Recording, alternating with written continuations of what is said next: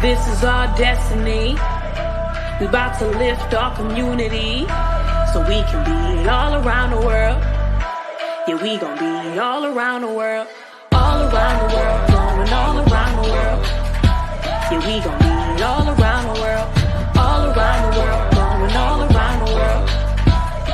We building wealth, leaving legacy. This is our destiny. We about to lift our community so we can be all around the world. Yeah, we gon' be all around the world. All around the world, going all around the world. Yeah, we gon' be all around the world. All around the world, going all around the world. We building wealth, leaving legacy.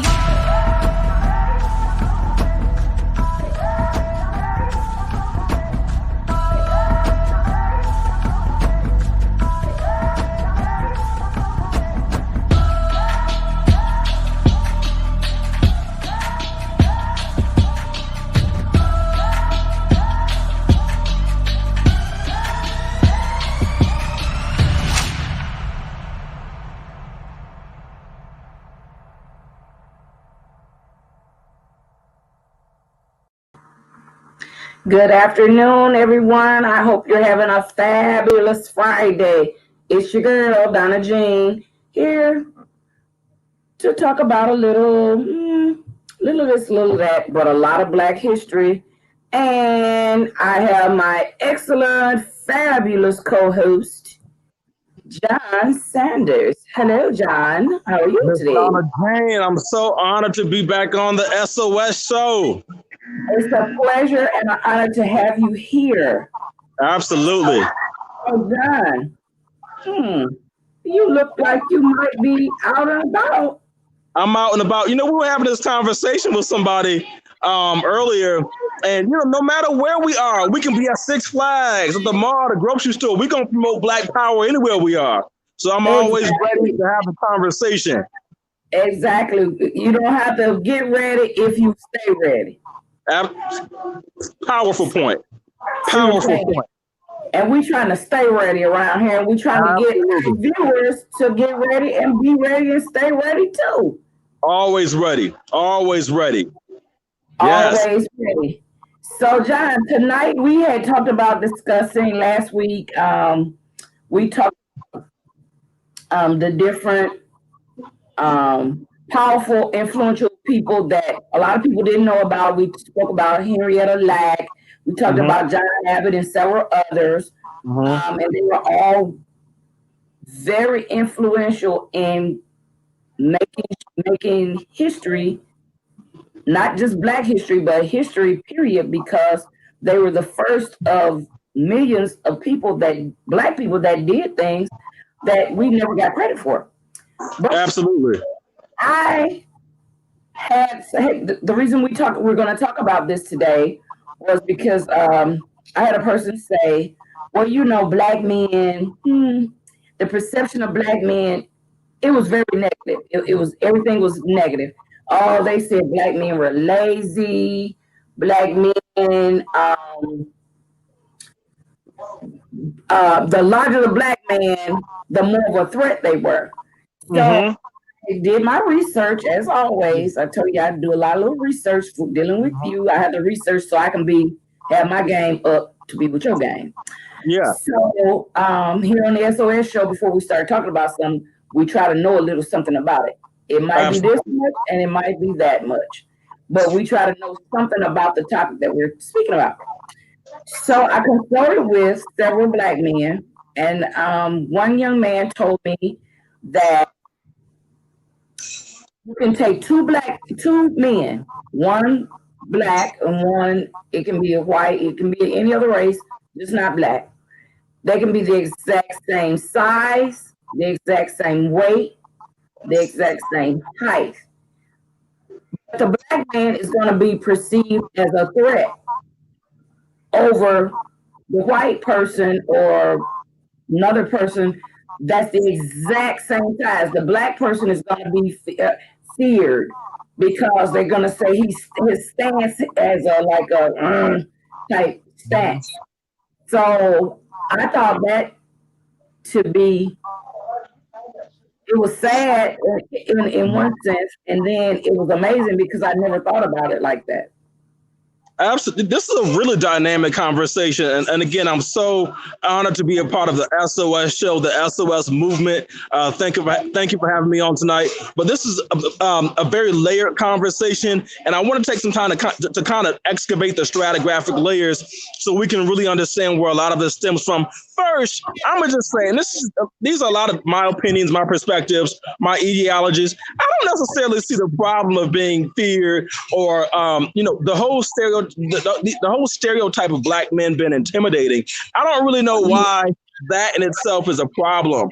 When you look at the Jewish American community or these other ethnic communities in America, are they really concerned about stereotypes and how they're perceived in society? Or do they take their energy to invest in building their own economic enclaves, their own economic empires? When you own and control your own communities, your businesses, your business ecosystems, right? When you control and dominate your own culture, you have your own table, your own food, your own home. Does it really matter how you're perceived? One of the reasons why there's this emphasis on how Black people are perceived by white America. The reality is, in order for us to be successful in America or in the world, we have to operate within the framework of their economy, right? We don't have our own economy, so we have to depend on their validation of who we are in order for us to be accepted in society. And I think that's very dangerous. That's one layer to it, but I have 3 or 4 other layers. But that's just my first point. Okay. So what about the concept that all Black men are just lazy? They're no good. They just wait on a handout. It was just the conversation that I ended up having was so deep. It was just like, man, he's angry, he's untrustworthy, he's absolutely. Yeah. This is what the one young man said. He said, "Oh, they consider us as boys," and I was like, "Huh?" He was like, "Yeah." And I was like, I'm like, they're deadbeats. They don't take care of their responsibility, and I know that not to be true because I know quite a few young men because the type of work that I do, being a teacher. I know quite a few young men that have custody of their children, so that deadbeat, we can take that out. Yeah, so you bring up a very valid point. Like for me, I know tons of Black men who are responsible fathers, Black male business owners, very progressive Black men who are in our community who promote Black liberation. They promote our forward progression, right? I'll never take away from that element of Black manhood, right? Or those Black men in our community. I will say, in order for us to be successful, in order for us to climb to the next level in our community, we have to be honest about patterns that we see. I think it's equally as dangerous to be delusional about some of the patterns that we see in our community. We talk about the perception of Black men, a lot of these negative perceptions.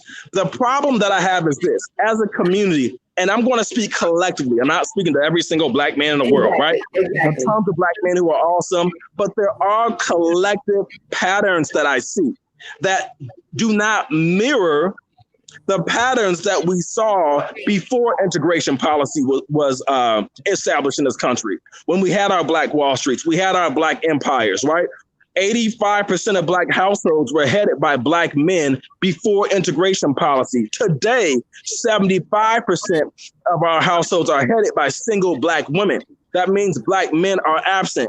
So when he makes those statements that Black men are deadbeat, Black men, I really don't think we should just completely ignore that and discard that. There is a certain sliver of men in our community who do reinforce these stereotypes. And I think that as a community, we have to hold ourselves accountable. I'm not speaking about all Black men, but we do have some systematic problems that we need to address in the Black community. Yes, we do. We have so many issues. We have Yeah. so many issues that need to be addressed within the Black community. And Yeah. until we address a lot of those issues, things are not going to change. Exactly. It's just like having cancer in the body, right? If you dance around the cancer, you ignore the fact that you have the cancer in the body, nothing's ever going to change. You have to be honest and say, you know what? No, there is cancer in the body, and this cancer is going to lead to your destruction. Here's the problem that I have, and I wrote a few notes because I was thinking about this earlier. Before we complain about the perception of Black men, let's talk about the collective role that we as Black people play in the facilitation of this perception. See, we don't want to talk about this. We don't want to talk about how, because, like the masses of our people believe that Black men are deadbeats. We aren't protecting Black women. We aren't necessarily holding up our end of the bargain in the Black community, right? We talk about this. But what role do we play as a Black community collectively in the facilitation of this? And this is what I'm talking about. We celebrate and promote the image of Black men, right? See, the same Black men we promote and put on a pedestal are the same Black men that are promoting Black genocide. When I talk about Black men who promote Black genocide, I'm talking about our hip hop artists, our mainstream rappers, our Black entertainers, right? The ones who have done nothing to promote the interests of our people. These are the Black men on media who act like coons, the ones that call our women bees and hoes and thoughts, right? The ones that promote pop and pills to our people, the ones that promote colorism, that put white women on a pedestal while we degrade and dishonor our own Black women, right? These are the same men, like your Snoop Dogg, right? Like all of our mainstream hip hop artists that have been funded by the white supremacist economic structure. We put them on a pedestal, we'll push their image, right? So that the psychology of our people are programmed, right? And then we complain about this perception. But what role do we play in the facilitation of this perception? And that's the conversation that I don't think we're really ready to have. It's interesting you say that about the mainstream rappers and the music industry. So earlier in the week, one of the things that I do behind the scenes with the show is I pre-talk to potential guests that are going to be on the show. Yeah. So I was talking to this potential guest, and he's an artist. Well, he's in the Southern Soul artist movement. So that's a whole different genre of music, which I love. A little more conscious. Yeah. People. Yeah. Yeah. So the music that, thank you, Alexis. The music that he was speaking about, and this was so interesting. He said that the mainstream artists, I don't want to misquote him. He said the mainstream artists have the opportunity. The reason their music is played more is because they bow down and they play the derogatory, the negative, anything that's negative and puts a negative image on the Black community. That's what they play. So the Southern Soul music, because most of their music is positive, you don't hear it on the radio. Yeah. If you do it on the radio, it's on like a really small station, or you have to be in a certain location to hear it. So I thought that was really interesting, and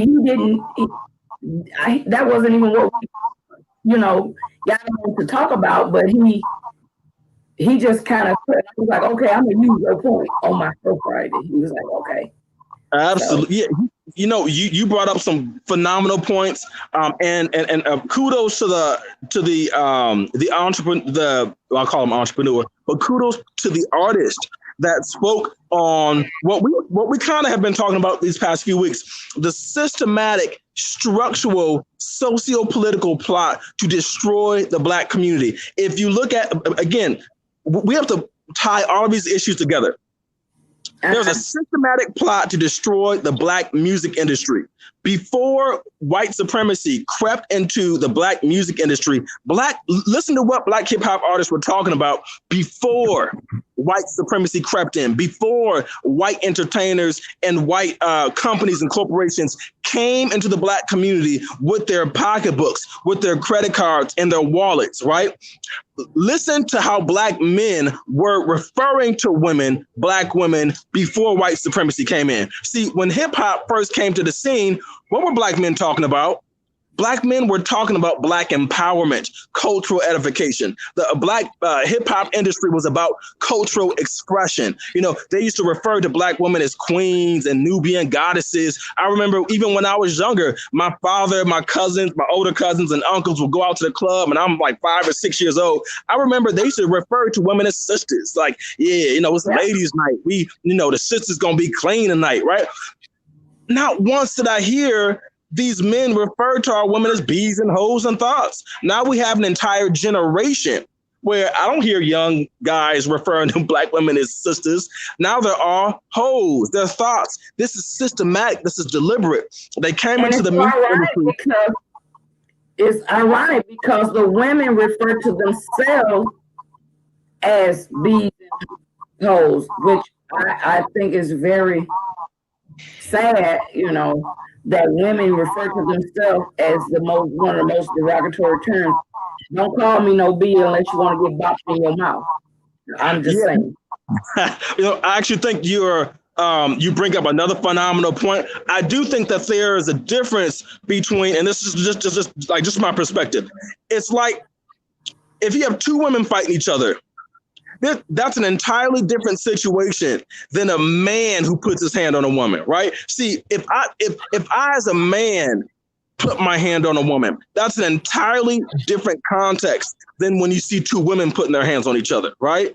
I think those are two different conversations. The problem that I have is when we talk about this perception of black men, this perception of black masculinity, there was a systematic effort to destroy the black male and destroy his presence, his power, his influence, because a man represents protection. A man represents leadership. A man represents headship. So when you look at the context of the black community, the black man is the head of the community, head of the tribe. He's a protector. So if you want to infiltrate the black community and destroy the black community, you first start by cutting off the man. You cut off the male image. You cut off his ability to not only procreate, but his ability to protect and defend. That was systematic. So when we talk about these perceptions, there's a certain level of truth to it. And I kind of hate to say it, but, there is a generation of black males that don't want to be men, black men that don't want to pay for the date, black men that look for sugar mamas, black men that don't want to open up the door, black men or black males that don't want to operate and function as the head of the household. They want the woman to be the man while he sits back and he assumes a more feminine role. That's a very real thing. And, although I hate negative stereotyping, I think we do ourselves a disservice when we ignore the real issues that take place in the black community. And that's just my perspective. Yes. You just said a mouthful. You did. You said a mouthful. That's a little shade. Little shade on the side. I ain't mad at you, though. It wasn't necessarily shade, but it was just you spoke the truth. Yeah. But I really do I really do feel that we get upset when we talk about these perceptions. Oh, black men are perceived to be, horrible, whatever, right? But what role do we as black people play in this so-called perception? We promote. See, I was listening to someone who said Snoop Dogg is a hero. How is Snoop Dogg a hero in the black community? Would you ever find a Jewish man, right, in the Jewish community elevate a male who has a history of being derogatory toward their own women?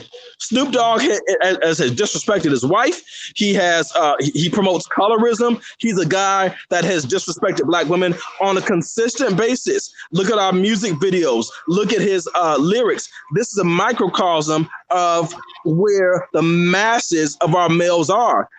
I'm not trying to Bash. I'm not trying to bash, but the reality is we have to be honest about where we are. Lying to ourselves isn't going to get us anywhere. Yeah. And as a disclaimer, Snoop Dogg, we are not bashing you on the SOS show. We were just using you as an example of one of the many entertainers on the problems out of Snoop Dogg. So just as a note, we're not bashing Snoop Dogg. I don't want anybody to take it wrong. We're not bashing anyone. We don't bash on the SOS show. We are just stating facts and absolutely. And yeah. I agree with you wholeheartedly. Bashing never gets us anywhere. But being honest, honest and being fearless.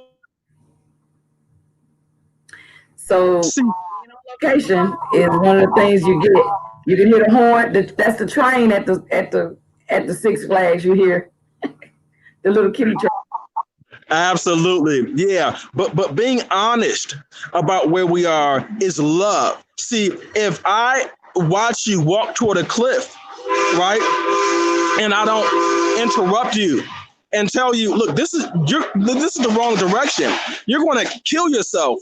Right? Yeah. Because you're walking toward a cliff. You're getting ready to walk off of the cliff. You're going to destroy not only yourself, but your legacy, right? For me to watch you walk toward a cliff and not rebuke you for that, right? Or correct you is a problem for me. If I love the Black community, we need to hold our people accountable. Look, we love Snoop Dogg. We love all of our hip hop artists and rappers, but we can't sit here and lie about how Black industry was infiltrated by the white supremacist economic structure, how our businesses were infiltrated, how our communities were infiltrated. They came in, they changed the message. They strategically changed the message so that we don't think high vibrational. We're not thinking about nation building and community building. And Dr. Frances Cress Welsing said this. She said it very clear. As long as you have a generation of Black people who see themselves as bitches, hoes, thoughts, tricks, niggas, dogs or whatever,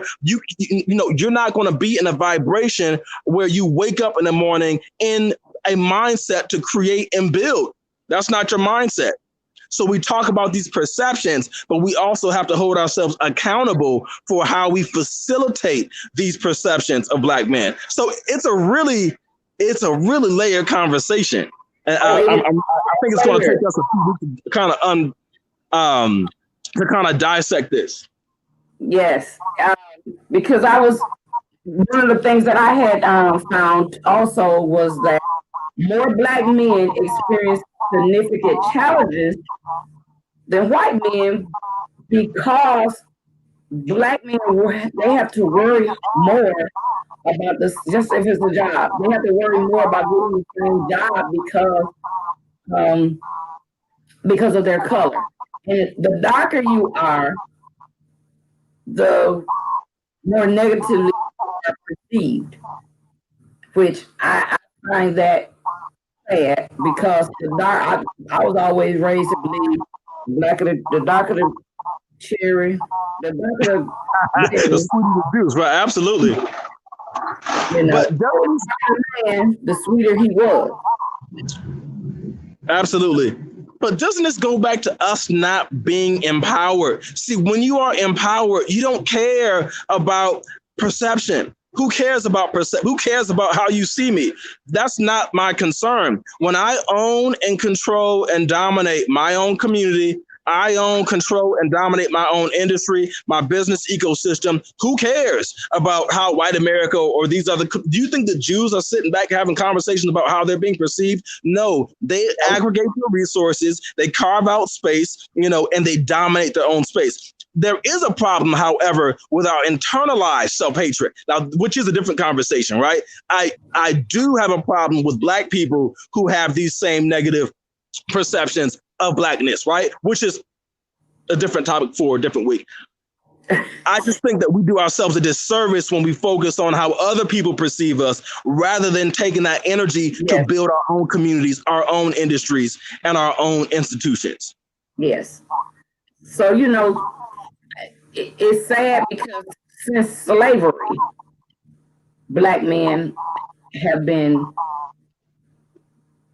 belittled and their masculinity, a lot of their masculinity was stripped during slavery. So, like we touched on earlier, which, like you say, that's a whole nother show about the black men and their femininity. And I'm not saying anything is wrong. I'm not bashing anything, but you are being honest. You are being honest. And grandmama would roll over her grave if she saw one of my brothers or something running around with a dress on. Yeah, absolutely. And now you see, it's okay. I know you're the area that you're in right now. I'm quite sure you see it a lot. You don't see it as much here in my area, but if you go down the road a few miles, you will see, guys walking around. And I'm not talking about a person that's openly gay wearing a dress or sexual. That's not what I'm talking about. These are like manly men with beards and mustaches, and they walking around. And I'm mad because the one guy was on Facebook and his dress. I won it. It was a nice dress. I'm just saying. It was, oh my goodness. It was a nice dress. I mean, it was fitted, but I mean, it was on a man. Yeah, I think you are bringing up a very significant issue that mainstream America is afraid and has been afraid to acknowledge and address. And this is the reason why I love the SOS family and community. It's because we get to share our stories. We talk about truth, right? I'm not here to tickle your, to tickle your ears and make you feel good. No, the reality is there is a I keep using the term systematic plot to emasculate the black man. You strip away his male energy, that male, alpha male, African Mandingo energy, right? Dark skinned and Mandingo warrior. Oh, wait a minute. Okay. I'm sorry. And Mandinka is a West African tribe. African men are natural warriors, right? But what white supremacy did was they came into the black community, into our institutions, and they strategically twisted the roles, confused the roles. So now you have a generation of black women who assume more dominant masculine roles. And now you have a generation of black men who want to be women. They want to be feminine in their roles. Going back to what I was saying before, they're looking for sugar mamas. They're looking for the girl to split the check at the date, right? They're looking for the girl to, I was talking to one guy, he was in his 50s, and he was literally bragging to me about how he was able to, quote unquote, bag, this rich chick. She was a black woman. She's a lawyer based out of New York. She took him to lunch in her car and paid for the date with her credit card. And she also paid for the tip, right? He was bragging about this. He thought that I was going to agree and endorse this. And I told the brother, I was like, that's a very feminine trait. You're looking for her to do for you that you should be doing for her. Exactly. So this is what you're talking about. But mainstream society wants us to water down the message. But you cannot build a black community if we don't understand the role of the man, the role of the black man. The black man represents headship. He's a head, he's a provider, protector, defender, right? And if you strip away the black man and we continue to promote the same images, we promote the same artists, we promote the same figures that perpetuate this perception, we can't complain. We can't complain. You heard it first. You can't complain if you're not going to be a solution to the problem. Exactly. But if you're going to be a part of the problem, you cannot be a part. You just can't be a part of the solution. You're absolutely right. So listen, John, I know you are having a good time, your cousins and family and friends. Tell your family and friends I said hi, and thanks for sharing you for these past few minutes with us on the show. I'm a little tired. I'm going, since I didn't get to go to Six Flags or nowhere else. I haven't seen you, so I want you all to come out and hang out with us. Oh, Yeah, I'm in New Jersey. I'm in New Jersey Six Flags. Okay, I ain't mad at you. You know, New Jersey, that put me closer to some of my family. I have a lot of family in New York, so Yeah, there's nothing but a thing to come on to Jersey and absolutely. visit and have a good time. But here from the SOS show, the best I could Yeah, do for location today was move yeah, from one room to the other one, and I'm just in my office on the yeah, sidewalk. So that's my location for yeah. today. But from the SOS show, we will be doing more and more Black history. If you have a topic that you would like to hear us discuss here on the SOS show, please feel free to drop it in the comments, inbox us, something. Let us know what you want to hear us talk about on the SOS show. And if you would like to be a part of the SOS show, please let us know as well. And before we get off, I have one last thing to say. The census. If you have not filled out your census form, I've been preaching this for the last couple of weeks. If you have not filled out your census form, please, I beg you, please fill out your census form. If you need help filling out your census form, my phone number, 205-499-2677, and I will gladly assist you in filling out that form. There are 9 questions on the form, and it's so important because that's $1,800 per person that will come to your community. I'm sorry. It might be 18,000. I think it's 18,000. 205-499-2677. I want to hear that phone ringing off the hook with people that are wanting to get their census form filled out. I will gladly help you log in and get those census forms filled out, because the dollars that you are missing in your community is money that you will be sitting around complaining about. Well, why they won't fix the street light on my street? You didn't fill out your census form. Why the hospital closed? You didn't fill out your census form. Everybody makes a difference when it comes to the census. So please fill out your census form. And with that being said, have a great night from the SOS show. And myself and John, we will see you next week.